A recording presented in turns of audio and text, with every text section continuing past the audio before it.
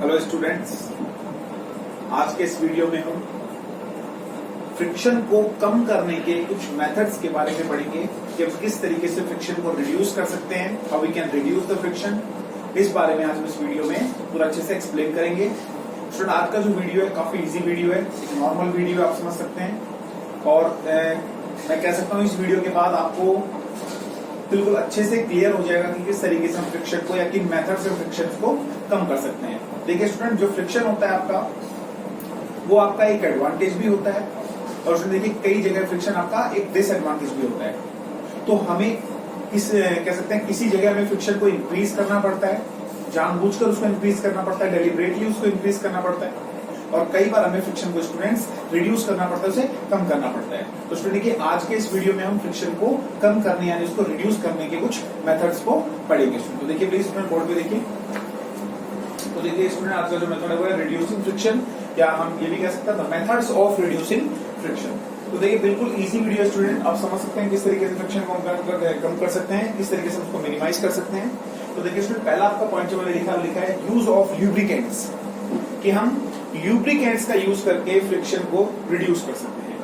तो हम कर सकते हैं by using of lubricants we can reduce और we can minimise the friction. तो स्टूडेंट देखिए सबसे पहले हमें समझना पड़ेगा कि ये ल्यूब्रिकेंट्स क्या होता है, व्हाट इज ल्यूब्रिकेंट्स। तो स्टूडेंट देखिए ल्यूब्रिकेंट किसे कहते हैं।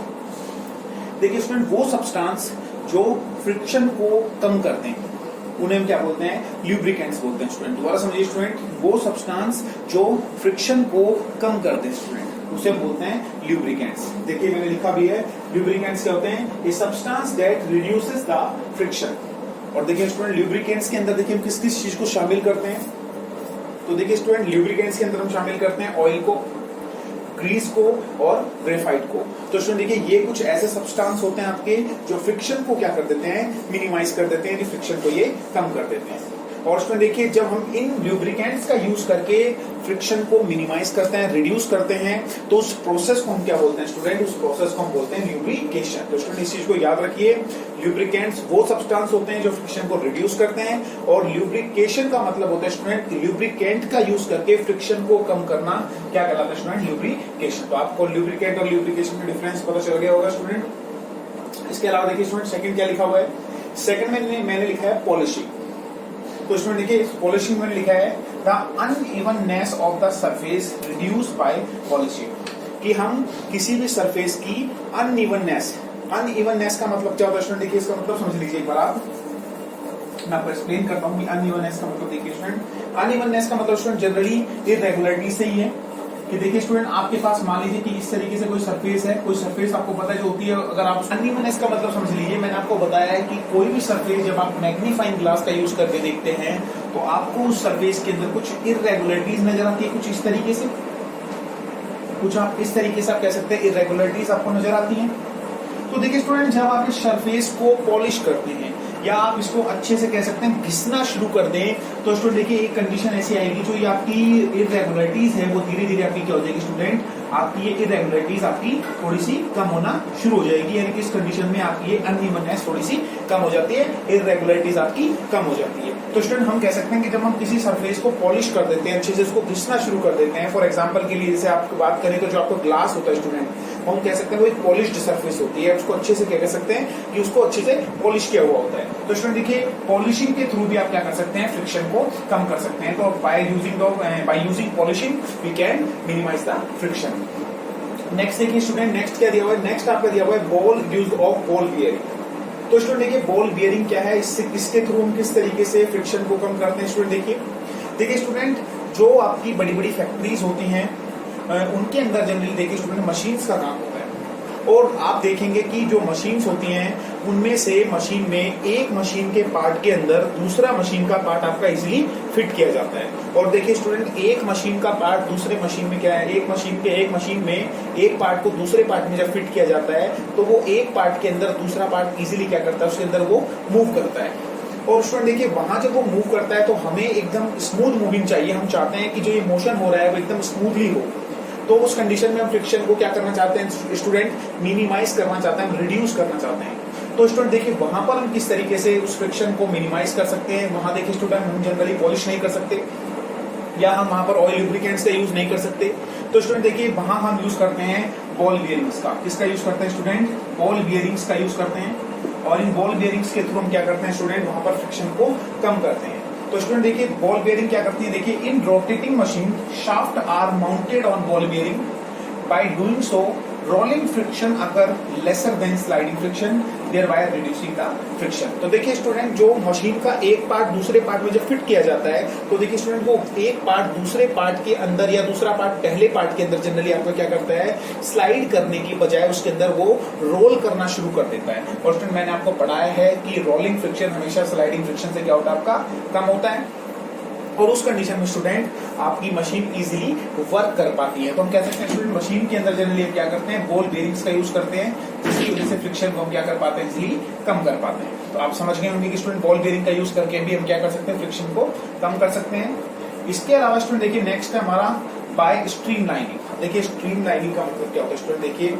देखिए स्ट्रीम लाइन स्टूडेंट एक तरीके की स्पेशल शेप होती है। एक ये स्पेशल शेप होती है जिसके थ्रू स्टूडेंट हम क्या करते हैं? फ्लूइड फ्रिक्शन को कम करते हैं। फ्लूइड मतलब एयर या लिक्विड या वाटर के फ्रिक्शन को हम क्या करते हैं? कम करते हैं। तो स्टूडेंट देखिए स्ट्रीमलाइन क्या होता है? A shape of a body reducing air और वाटर रेजिस्टेंस। मतलब एक स्पेशल टाइप की शेप जो क्या करती है स्टूडेंट? एयर या वाटर के रेजिस्टेंस को क्या करती है? एयर या वाटर के रेजिस्टेंस को कम करती है। उसे हम क्या बोलते हैं स्टूडेंट? आपका स्ट्रीमलाइन शेप बोलते हैं। और स्टूडेंट देखिए स्ट्रीमलाइन शेप जनरली अगर मैं एग्जांपल की बात करूं तो आपने एरोप्लेन की शेप देखी होगी, आपने शिप की शेप देखी होगी, आपने बोट या कार की शेप देखी होगी, या आप कह सकते हैं आपने फिश की शेप देखी होगी। तो स्टूडेंट देखिए जो एरोप्लेन आपका होता है वो कह सकते हैं बहुत ही स्पीडली कह सकते हैं रनवे पर या कह सकते हैं रोड पर या एयर में क्या करता है? मूव करता है। तो स्टूडेंट देखिए हमने पढ़ रखा है कि ऑब्जेक्ट जितना तेजी से वाटर या एयर में या फ्लूइड में मूव करेगा तो फ्लूइड उसको उतना ही स्ट्रांगली क्या करना चाहेगा? अपोज करना चाहेगा, मतलब उसको रोकना चाहेगा। तो स्टूडेंट देखिए उस कंडीशन में हम फ्रिक्शन को अवॉइड करना चाहते हैं, हम फ्रिक्शन को मिनिमाइज करना चाहते हैं। तो स्टूडेंट देखिए हम एरोप्लेन, बोट या शिप या कह सकते हैं जनरली अगर मैं बात करूं फिश की, तो उनको इजीली कह सकते हैं वाटर या फ्लूइड में कह सकते हैं वो इजीली मूव करते हैं। क्यों? क्योंकि उनकी बॉडी को स्टूडेंट देखिए आगे से कुछ इस टाइप से नैरो बनाया जाता है। और स्टूडेंट देखिए जब इस तरीके से आगे से जब शेप नैरो बनाई जाती है तो होता यह है कि जो आगे से एयर आ रही होती है स्टूडेंट वो कुछ इस तरीके से कह सकते हैं इसके ऊपर से पास कर जाती है। तो स्टूडेंट देखिए इस तरह की जो स्पेशल शेप जो होती है, ये जो स्पेशल शेप होती हैं, इन स्पेशल शेप्स की वजह से हम फ्रिक्शन को मिनिमाइज कर पाते हैं। तो स्टूडेंट इस तरह की शेप को बोलते हैं स्ट्रीमलाइन शेप। तो देखिए स्टूडेंट इस तरीके जो ये स्पेशल शेप होती हैं, इस तरीके जो स्पेशल शेप्स होती हैं, इन स्पेशल शेप्स की वजह से हम फ्रिक्शन को क्या कर पाते हैं? हम फ्रिक्शन को मिनिमाइज कर पाते हैं। तो स्टूडेंट देखिए वो ऑब्जेक्ट जो आपका बहुत तेज मूव करते हैं, जो आप जनरली कह सकते हैं वाटर में या आपके एयर में काफी स्पीडली मूव करते हैं, बहुत ही स्पीड से कह सकते हैं काफी तेज मूव करते हैं, उन ऑब्जेक्ट्स को तेज मोशन करवाने के लिए, तेज मूवमेंट करवाने के लिए कि हमें क्या चाहिए होता है स्टूडेंट? हमें उनको एक स्पेशल शेप में डिजाइन करना पड़ता है। और उस स्पेशल शेप को हम क्या बोलते हैं स्टूडेंट? स्ट्रीमलाइन शेप बोलते हैं। और इस शेप की वजह से वो ऑब्जेक्ट आपका क्या कर सकता है? फ्लूइड में इजीली क्या कर पाता है? मूव कर पाता है। तो स्टूडेंट देखिए हम स्ट्रीमलाइनिंग शेप का यूज करके भी हम क्या कर सकते हैं? ऑब्जेक्ट का फ्रिक्शन कम कर सकते हैं। और जनरली ये जो फ्रिक्शन होता है वो स्टूडेंट जनरली फ्लूइड फ्रिक्शन को कम करने का काम करते हैं स्ट्रीमलाइनिंग शेप आपकी। और इसके अलावा देखिए स्टूडेंट एक नेक्स्ट देखिए व्हील्स। तो देखिए स्टूडेंट इसमें मैंने लिखा है if a suitcase is fitted with wheels it is easier to move it because the friction between wheel and the ground is less. By using of wheels, rolling friction comes to play, which is lesser than sliding friction. तो देखिए student इस चीज को मैं आपको explain करूं उससे पहले आप समझिए। देखिए स्टूडेंट पहले के टाइम में क्या आप जनरली देखिए स्टूडेंट की मान लीजिए आपके पास ये कोई एक बॉक्स है और देखिए स्टूडेंट आप इस बॉक्स को इस सरफेस के ऊपर क्या करवाना चाहते हैं? सरफेस के ऊपर आप खींचना चाहते हैं। ठीक है स्टूडेंट, आप मान लीजिए यहाँ से इसको ये ऑब्जेक्ट इसको जनरली क्या कर रहा है? इसको खींच रहा है। मान लीजिए कि ये ऑब्जेक्ट इसको क्या कर रहा है? यहाँ से इस ऑब्जेक्ट इस बॉक्स को ये ऑब्जेक्ट क्या कर रहा है? या जो ये आदमी है, ये जो पर्सन है, इस बॉक्स को क्या कर रहा है? इजीली इसको खींचने की कोशिश कर रहा है। तो स्टूडेंट देखिए जब ये इसको खींचने की कोशिश कर रहा है तो उसको कुछ फोर्स लगाना पड़ेगा। अब मान लीजिए स्टूडेंट ये ऑब्जेक्ट जो है ये सेम बॉक्स पे मान लीजिए स्टूडेंट कि ये इस तरीके से इस पर कुछ व्हील्स को अटैच कर दे और मान लीजिए स्टूडेंट अब ये इस ऑब्जेक्ट को मान लीजिए ये पर्सन अब इस ऑब्जेक्ट को खींचना चाहता है। तो स्टूडेंट आप मुझे बताइए, जब ये इस बॉक्स को पहले वाले केस में अगर देखें तो पहले वाले केस में ये ऑब्जेक्ट को स्लाइड करवा रहा था और दूसरे वाले केस में ये इस बॉक्स को या इस ऑब्जेक्ट को रोल करवा रहा है।